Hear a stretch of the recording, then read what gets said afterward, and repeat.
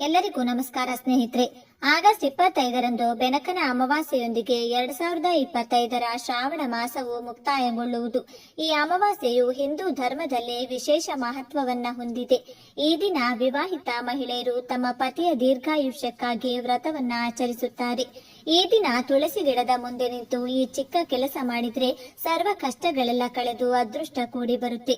ಈ ದಿನ ಹಣೆಗೆ ಯಾವ ತಿಲಕವನ್ನ ಇಡಬೇಕು, ಅಮಾವಾಸ್ಯೆಯ ದಿನ ಮಾಟ ಮಂತ್ರ, ದುಷ್ಟ ಶಕ್ತಿಗಳ ಕಾಟದಿಂದ ಮುಕ್ತರಾಗಲು ಕಪ್ಪು ಜೀರಿಗೆಯಿಂದ ಯಾವ ಕೆಲಸವನ್ನ ಮಾಡಬೇಕೆಂದು ಇವತ್ತಿನ ಈ ವಿಡಿಯೋದಲ್ಲಿ ಸಂಪೂರ್ಣವಾಗಿ ತಿಳಿಸಿಕೊಡ್ತೀವಿ. ಬನ್ನಿ, ಅದಕ್ಕೂ ಮುಂಚೆ ನೀವಿನ್ನು ಚಾನೆಲ್ಗೆ ಸಬ್ಸ್ಕ್ರೈಬ್ ಆಗಿಲ್ಲ ಅಂದ್ರೆ ಈಗಲೇ ಸಬ್ಸ್ಕ್ರೈಬ್ ಆಗಿ, ಹಾಗೆ ವಿಡಿಯೋಗೆ ಲೈಕ್ ಮಾಡಿ, ವಿಡಿಯೋ ಸ್ಕಿಪ್ ಮಾಡದೆ ಕೊನೆ ತನಕ ನೋಡಿ. ಎಲ್ಲರೂ ಭಕ್ತಿಯಿಂದ ಜೈ ಗಣೇಶ ಅಂತ ಕಮೆಂಟ್ ಮಾಡಿ. ಬೆನಕನ ಅಮಾವಾಸ್ಯೆಯ ಮಹತ್ವ. ಧಾರ್ಮಿಕ ಚಟುವಟಿಕೆಗಳನ್ನ ಮಾಡಲು ಕುಶವನ್ನ ಈ ದಿನ ಸಂಗ್ರಹಿಸಲಾಗುತ್ತದೆ. ಆದ್ದರಿಂದ ಈ ಅಮಾವಾಸ್ಯೆಯನ್ನ ಕುಶಗ್ರಹಣಿ ಅಮಾವಾಸ್ಯೆ ಎಂದು ಕರೆಯಲಾಗುತ್ತದೆ. ಪ್ರಾಚೀನ ಧಾರ್ಮಿಕ ಗ್ರಂಥಗಳಲ್ಲಿ ಈ ಅಮಾವಾಸ್ಯೆಗೆ ಕುಶೋತ್ಪತ್ತಿನಿ ಅಮಾವಾಸ್ಯೆ ಎಂದು ಹೆಸರಿಡಲಾಗಿದೆ. ಕುಶವನ್ನ ಅಮಾವಾಸ್ಯೆ ಎಂದು ಆಚರಣೆಗೆ ಬಳಸುವುದರಿಂದ ಬೆನಕನ ಅಮಾವಾಸ್ಯೆ ಶನಿವಾರ ಬಂದ್ರೆ ಅದೇ ಕುಶವನ್ನ 12 ವರ್ಷಗಳವರೆಗೆ ಬಳಸಬಹುದು. ಬೆನಕನ ಅಮಾವಾಸ್ಯೆ ಪೂಜಾ ವಿಧಾನ. ಬೆನಕನ ಅಮಾವಾಸ್ಯೆಯು ಸ್ನಾನ, ದಾನ ಮತ್ತು ಪಿತೃತರ್ಪಣ ಉದ್ದೇಶದಿಂದ ಹೆಚ್ಚು ಮಹತ್ವಪೂರ್ಣವಾಗಿದೆ. ಈ ಅಮಾವಾಸ್ಯೆಯು ಸೋಮವಾರದಂದು ಬಿದ್ದರೆ ಮತ್ತು ಅದೇ ದಿನ ಸೂರ್ಯಗ್ರಹಣವೂ ಆಗಿದ್ರೆ ಇದರ ಮಹತ್ವವು 10 ಪಟ್ಟು ಹೆಚ್ಚಾಗುತ್ತದೆ. ಈ ದಿನ ನಾವು ಯಾವೆಲ್ಲ ಧಾರ್ಮಿಕ ಆಚರಣೆಗಳನ್ನ ಮಾಡಬೇಕು ನೋಡಿ. ಬೆಳಿಗ್ಗೆ ಪವಿತ್ರ ನದಿ, ಸರೋವರ ಅಥವಾ ಕೊಳದಲ್ಲಿ ಸ್ನಾನ ಮಾಡಿ ಸೂರ್ಯ ದೇವರಿಗೆ ಆರ್ಘ್ಯವನ್ನ ಅರ್ಪಿಸಿ ಮತ್ತು ಹರಿಯುವ ನೀರಿನಲ್ಲಿ ಎಳ್ಳನ್ನ ಬಿಡಿ. ನದಿಯ ದಡದಲ್ಲಿ ನಿಮ್ಮ ಪೂರ್ವಜರಿಗೆ ಪಿಂಡ ದಾನವನ್ನ ಅರ್ಪಿಸಿ ಮತ್ತು ಬಡವರಿಗೆ ವಸ್ತುಗಳನ್ನ ದಾನ ಮಾಡಿ. ಈ ರೀತಿಯಾಗಿ ನಿಮ್ಮ ಪೂರ್ವಜರು ಶಾಂತಿ ಮತ್ತು ಮೋಕ್ಷವನ್ನ ಪಡೆಯುತ್ತಾರೆ. ಈ ದಿನದಂದು ಒಬ್ಬರ ಕುಂಡಲಿಯಲ್ಲಿ ಕಾಳಸರ್ಪ ದೋಷದ ಪ್ರಭಾವವನ್ನ ಕಡಿಮೆ ಮಾಡಲು ಧಾರ್ಮಿಕ ವಿಧಿಗಳನ್ನು ಸಹ ಮಾಡಬಹುದು. ಸಂಜೆ ಅರಳಿ ಮರದ ಕೆಳಗೆ ಸಾಸಿವೆ ಎಣ್ಣೆಯ ದೀಪವನ್ನ ಹಚ್ಚಿ ಮತ್ತು ನಿಮ್ಮ ಪೂರ್ವಜರನ್ನ ಸ್ಮರಿಸುತ್ತಾ ಅದರ ಸುತ್ತಲೂ 7 ಬಾರಿ ಪ್ರದಕ್ಷಿಣೆ ಹಾಕಿ. ಈ ಅಮಾವಾಸ್ಯೆಯು ಶನಿದೇವನ ದಿನವೆಂದು ನಂಬಲಾಗಿದೆ. ಆದ್ದರಿಂದ ಈ ದಿನದಂದು ಶನಿ ಸೇರಿದಂತೆ ನಿಮ್ಮ ಮನೆ ದೇವರನ್ನ ಪೂಜಿಸುವುದು ಬಹಳ ಮುಖ್ಯ. ಪೂಜೆ ಮತ್ತು ದಾನದ ಹೊರತಾಗಿ ಈ ದಿನ ಕಡ್ಡಾಯವಾಗಿ ಕುಶ, ಹುಲ್ಲು ಸಂಗ್ರಹಿಸಿ. ದೇವರು, ದೇವತೆಗಳು ಮತ್ತು ಪೂರ್ವಜರನ್ನ ಪೂಜಿಸಲು ಕುಶವು ಬಹಳ ವಿಶೇಷವಾಗಿದೆ. ಈ ಕುಶವನ್ನ ಪೂರ್ವಜರ ಶ್ರಾದ್ದ ವಿಧಿಗಳಿಗೆ ವರ್ಷವಿಡೀ ಬಳಸಿದ್ರೆ ಯಾವುದೇ ಅಡೆತಡೆ ಇಲ್ಲದೆ ಪ್ರತಿಯೊಂದು ಕಾರ್ಯವೂ ಪೂರ್ಣಗೊಳ್ಳುತ್ತದೆಂದು ಹೇಳುತ್ತದೆ.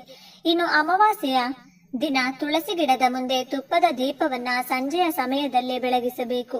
ಸ್ತ್ರೀಯರಾಗಲಿ ಪುರುಷರಾಗಲಿ ಈ ದಿನ ತುಳಸಿ ಗಿಡಕ್ಕೆ ಪ್ರದಕ್ಷಿಣೆ ಮಾಡಿದ್ರೆ ಜನ್ಮ ಜನ್ಮಗಳ ದಾರಿದ್ರ್ಯ, ಪಾಪಗಳೆಲ್ಲ ನಶಿಸಿ ಕಷ್ಟಗಳು ಮಂಜಿನಂತೆ ಕರಗಿ ಹೋಗುತ್ತೆ. ಆದ್ದರಿಂದ 108 ಪ್ರದಕ್ಷಿಣೆಯನ್ನ ಈ ಅಮಾವಾಸ್ಯೆಯ ದಿನ ಪ್ರತಿಯೊಬ್ಬರು ಮಾಡಿಕೊಳ್ಬೇಕು. 108 ಪ್ರದಕ್ಷಿಣೆ ಸಾಧ್ಯವಾಗದಿದ್ರೆ 5 ಪ್ರದಕ್ಷಿಣೆಯನ್ನಾದರೂ ಮಾಡಿ ತುಳಸಿ ಮಾತೆಗೆ ನಮಸ್ಕಾರ ಮಾಡಿಕೊಳ್ಬೇಕು. ನಂತರ ತುಳಸಿ ಗಿಡದ ಬುಡದ ಮಣ್ಣನ್ನ ನಿಮ್ಮ ಹಣೆಗೆ ತಿಲಕವಾಗಿ ಇಟ್ಟುಕೊಳ್ಳಬೇಕು. ಇದರಿಂದ ಸರ್ವ ಕಾರ್ಯಜಯ ಸಿದ್ಧಿಯಾಗುತ್ತೆ. ಪ್ರದಕ್ಷಿಣೆ ಮಾಡಿದ ಪರಿಪೂರ್ಣ ಅನುಗ್ರಹ ಕೂಡ ಇದರಿಂದ ಲಭಿಸುತ್ತೆ. ಅಖಂಡ ಧನಲಾಭ, ಪುಣ್ಯ ಫಲ ಪಡೆಯಲು ಈ ಕೆಲಸವನ್ನ ಪ್ರತಿಯೊಬ್ಬರು ಈ ಅಮಾವಾಸ್ಯೆಯ ದಿನ ಮಾಡಿಕೊಳ್ಳಿ. ಇನ್ನು ಈ ಅಮಾವಾಸ್ಯೆಯ ದಿನ ಆಲದ ಮರಕ್ಕೆ ಶುದ್ಧ ಜಲವನ್ನ ಅರ್ಪಿಸಿ ನಮಸ್ಕಾರ ಮಾಡಿಕೊಂಡ್ರೆ ಮುಗಿಯದ ಕಷ್ಟಗಳಿಗೂ ಅಂತ್ಯ ಸಿಗುತ್ತೆ ಎಂದು ಪರಿಹಾರ ಶಾಸ್ತ್ರದಲ್ಲಿ ತಿಳಿಸಲಾಗಿದೆ. ಆಲದ ಮರಕ್ಕೆ ನೀರನ್ನ ಅರ್ಪಿಸಿ ಕಷ್ಟಗಳೆಲ್ಲ ಕಳೆದು ಅಭಿವೃದ್ಧಿ ಆಗ್ಬೇಕು ಅಂತ ಬೇಡಿಕೊಂಡು ಬನ್ನಿ.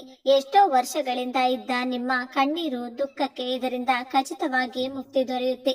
ಈ ಅಮಾವಾಸ್ಯೆಯ ದಿನ ಆದಷ್ಟು ಮೌನವಾಗಿರಿ ಅಥವಾ ಮೌನ ವ್ರತವನ್ನೇ ಆಚರಿಸಿ. ಈ ಅಮಾವಾಸ್ಯೆಯ ದಿನ ಯಾರು ಅನ್ನದಾನ ಮಾಡ್ತಾರೋ, ನದಿ ಸ್ನಾನವನ್ನ ಮಾಡ್ತಾರೋ, ಮೌನ ವ್ರತವನ್ನ ಆಚರಿಸುತ್ತಾರೋ ಅವರಿಗೆ 1000 ಗೋದಾನ ಮಾಡಿದ್ದ ಪುಣ್ಯ ಫಲದಿಂದ ಜೀವನದಲ್ಲಿನ ಕಷ್ಟಗಳೆಲ್ಲ ನಶಿಸಿ ಹೋಗುತ್ತದೆ. ಈಗಿನ ಕಾಲದಲ್ಲಿ ಪ್ರತಿಯೊಬ್ಬರಿಗೂ ಶತ್ರು ಬಾಧೆಗಳಿದ್ದೇ ಇರುತ್ತೆ. ನಮಗೆ ಆಗದವರು ನಮ್ಮ ಬೆನ್ನ ಹಿಂದೆ ನಾನಾ ದೇವರುಗಳಿಗೆ ಕೈ ಮುಗಿಯುವುದು. ಅಮಾವಾಸ್ಯೆ ಹುಣ್ಣಿಮೆಯ ದಿನ ಮಾಟ ಮಂತ್ರ, ದುಷ್ಟ ಶಕ್ತಿಗಳ ಪ್ರಯೋಗ ಮಾಡಿಸೋದು ಮಾಡ್ತಾನೆ ಇರ್ತಾರೆ. ಈ ರೀತಿ ಶತ್ರು ಬಾಧೆಗಳಿಂದ ಬಳಲುತ್ತಿರುವವರು ಮರೆಯದೆ ಕಪ್ಪು ಜೀರಿಗೆಯನ್ನ ಮನೆಗೆ ತಂದು ಒಂದು ತಟ್ಟೆ ಅಥವಾ ಪೇಪರ್ ಮೇಲಿಟ್ಟು ಮನೆಯ ಎಲ್ಲಾ ಕೋಣೆಗಳಲ್ಲೂ ಕನಿಷ್ಠ 1 ಗಂಟೆಗಳ ಕಾಲ ಇರಿಸಬೇಕು. ರೂಮ್ನಲ್ಲಿ 1 ಗಂಟೆಗಳ ಕಾಲ, ಹಾಲಿನಲ್ಲಿ 1 ಗಂಟೆಗಳ ಕಾಲ, ಅಡುಗೆ ಮನೆಯಲ್ಲಿ 1 ಗಂಟೆಗಳ ಕಾಲ, ಹೀಗೆ ಪ್ರತಿ ಕೋಣೆಯಲ್ಲೂ ಸ್ವಲ್ಪ ಸಮಯ ಇಟ್ಟ ನಂತರ ಆ ಕಪ್ಪು ಜೀರಿಗೆಯನ್ನ ಮನೆಯ ಹೊರ ಹೊರಗೆ ಬಾಗಿಲಿನ ಮುಂದೆ ಇಟ್ಟು ಕರ್ಪೂರ ಅಥವಾ ಪೇಪರ್ನ ಸಹಾಯದಿಂದ ಸುಡಬೇಕು. ಹೀಗೆ ಮಾಡುವುದರಿಂದ ಮಾಟಮಂತ್ರ ನೆಗೆಟಿವ್ ಶಕ್ತಿಗಳ ಶಕ್ತಿ ನಶಿಸಿ ಹೋಗುತ್ತೆ. ಶತ್ರುಗಳು ಮಾಡಿಸುವ ಪ್ರಯೋಗಗಳ ಶಕ್ತಿ ನಡೆಯದಂತೆ ಕೆಲಸ ಮಾಡಿ ಮನೆಯನ್ನ ಕಪ್ಪು ಜೀರಿಗೆ ರಕ್ಷಣೆ ಮಾಡುತ್ತದೆ. ನೀವು ಈ ತಂತ್ರಕ್ಕೆ ಬಳಸುವ ಚೂರೇ ಚೂರು ಕಪ್ಪು ಜೀರಿಗೆ ಮುಂದಿನ ಅಮಾವಾಸ್ಯೆ ಹಾಗೂ ಹುಣ್ಣಿಮೆಯ ತನಕ ನಿಮಗೆ ರಕ್ಷಣೆಯನ್ನ ನೀಡುತ್ತದೆ. ಕಪ್ಪು ಜೀರಿಗೆಗೆ ನೆಗೆಟಿವ್ ಶಕ್ತಿಗಳ ತಡೆಯುವ ವಿಶೇಷ ಶಕ್ತಿ ಇರುತ್ತೆ. ಈ ಕೆಲಸವನ್ನ ನೀವು ಸಂಜೆ ಅಥವಾ ರಾತ್ರಿ ಸಮಯದಲ್ಲಿ ಮಾಡಿಕೊಳ್ಳಬಹುದು.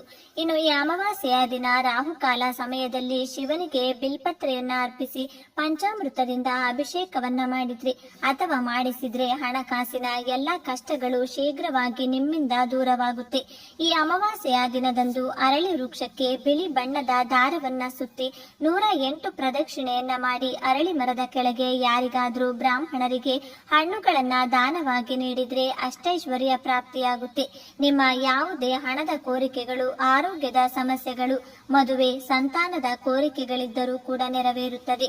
108 ಪ್ರದಕ್ಷಿಣೆ ಮಾಡಲು ಸಾಧ್ಯವಾಗದಿದ್ರೆ ಅರಳಿ ಮರಕ್ಕೆ ಶುದ್ಧ ಜಲವನ್ನ ಅರ್ಪಿಸಿ 7 ಪ್ರದಕ್ಷಿಣೆಯನ್ನ ಮಾಡಿದ್ರೂ ಕೂಡ ಪುಣ್ಯ ಫಲ ಲಭಿಸುತ್ತೆ.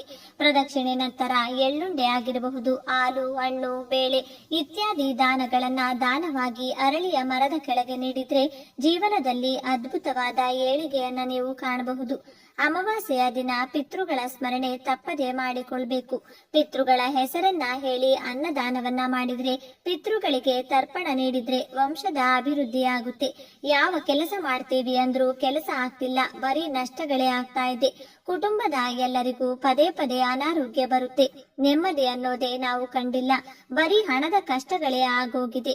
ಮನೆಯಲ್ಲಿ ಶುಭ ಕಾರ್ಯ ನಡೆಯುತ್ತಿಲ್ಲ ಅಂದ್ರೆ ಪಿತೃಶಾಪ, ಪಿತೃದೋಷ ನಿಮಗೆ ಇರುತ್ತೆ.